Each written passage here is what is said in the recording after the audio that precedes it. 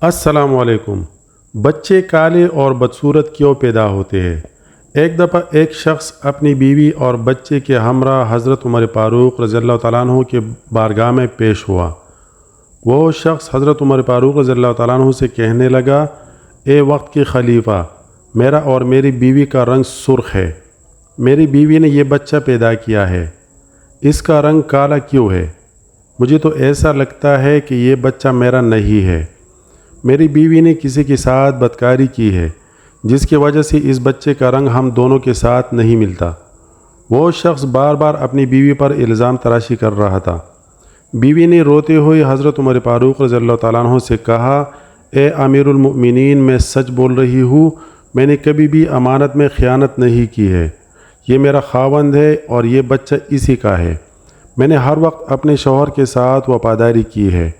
میں نے ہمیشہ اپنے خاوند کی موجودگی اور غیر موجودگی میں اپنی عزت کا خیال رکھا ہے۔ میرا شوہر مجھ پر یقین نہیں کر رہا ہے۔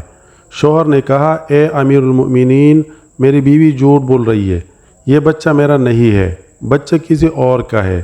اگر یہ بچہ میرا ہوتا تو اس کا رنگ ہم دونوں جیسا ہوتا۔ اس بچے کو دیکھ کر صاف صاف ظاہر ہوتا ہے یہ بچہ میرا نہیں ہے۔ میری بیوی جھوٹ بول رہی ہے۔ بیوی مسلسل زار و قطار رو رہی تھی۔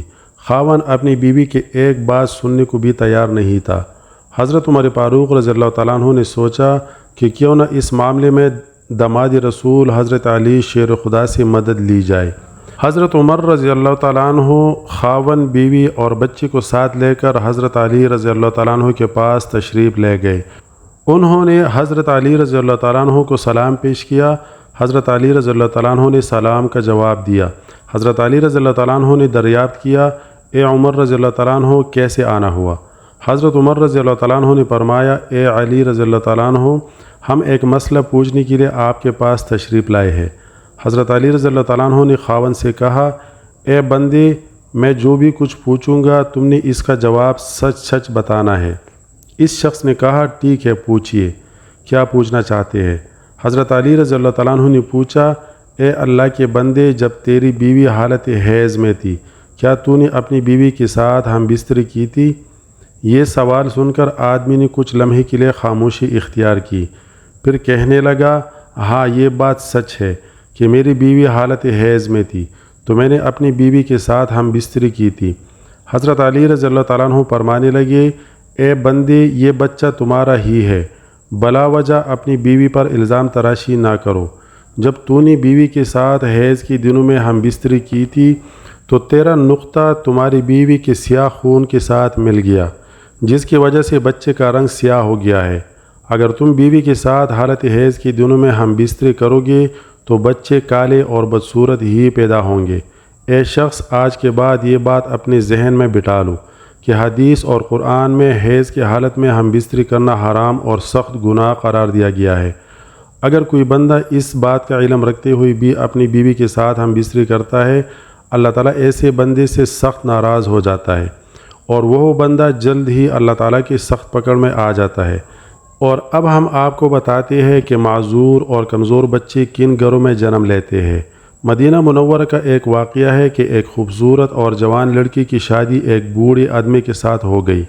شادی کے پہلی رات میاں بیوی نے ہم بستری کی اور اتفاقاً شوہر کا اسی رات وصال ہو گیا۔ دلہن حاملہ ہو چکی تھی۔ جب بیوی نے بچے کو جنم دیا تو لوگوں نے اس لڑکی پر طرح طرح کے الزام تراشی کرنا شروع کر دی کہ اس کا میاں تو پہلی رات ہی انتقال کر گیا تھا۔ اس لڑکی نے جس بچے کو جنم دیا ہے وہ بچہ حرام کا بچہ ہے، اس کے خاوند کا نہیں ہے، کیونکہ وہ تو پہلی رات ہی مر گیا تھا۔ پھر یہ بچہ کیسے پیدا ہو گیا ہے؟ اس بوڑھی کی یہ دوسری شادی تھی۔ بوڑھے کا پہلی بیوی سے ایک لڑکا تھا۔ اس لڑکے نے اپنی سوتیلی ماں پر الزام لگانا شروع کر دیا۔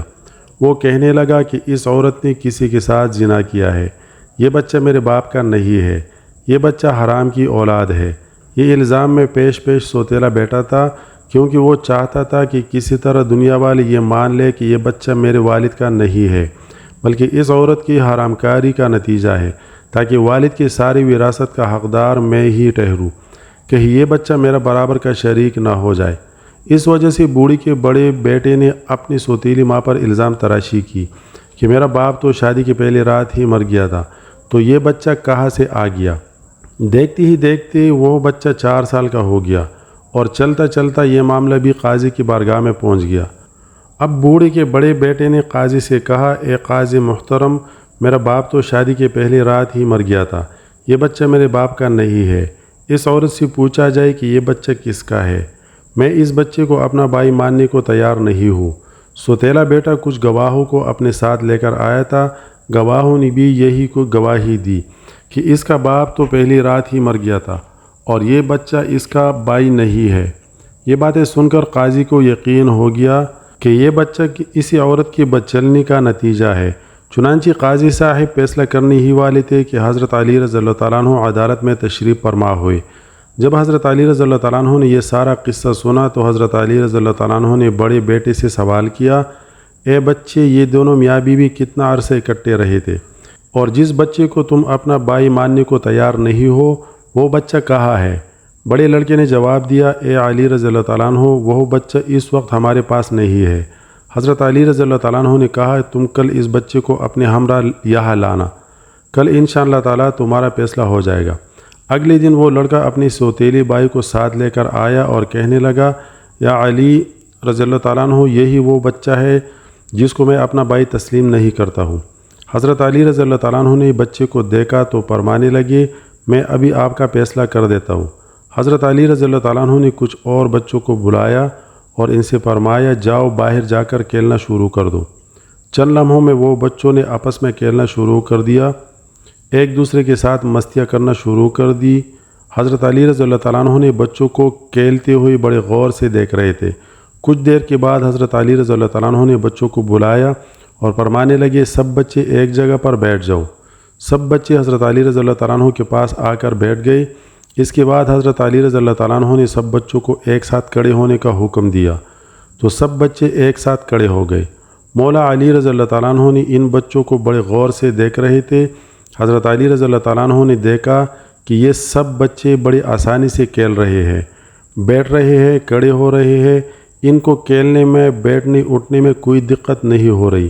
حضرت علی رضی اللہ تعالیٰ عنہ نے دیکھا کہ جس بچے پر الزام لگایا جا رہا ہے اس بچے کو اٹھنے اور بیٹھنے میں کافی وقت ہو رہی ہے۔ آپ رضی اللہ تعالیٰ عنہ نے فیصلہ یہ سنایا کہ یہ بچہ اسی بوڑھے شخص کا ہی ہے، کیونکہ اس بچے میں کچھ کمزوریاں ہیں جس کو دیکھ کر یہ ظاہر ہوتا ہے کہ یہ بوڑھے باپ کا بچہ ہے۔ باقی سب بچوں کو کسی قسم کی دقت نہیں ہو رہی تھی اور بآسانی سے چلتے پھرتے اور کھیلتے ہوئے نظر آتے ہیں۔ ان میں کوئی کمزوری نظر نہیں آ رہی کیونکہ وہ جوان باپ کے اولاد ہے۔ اللہ پاک سب کو صحت مند اور خوبصورت اولاد سے نوازے، آمین ثم آمین۔ ناظرین، کمنٹ باکس میں اللہ تعالیٰ کے 99 ناموں میں سے ایک نام ضرور ٹائپ کرے۔ جزاک اللہ۔ السلام علیکم ورحمۃ اللہ وبرکاتہ۔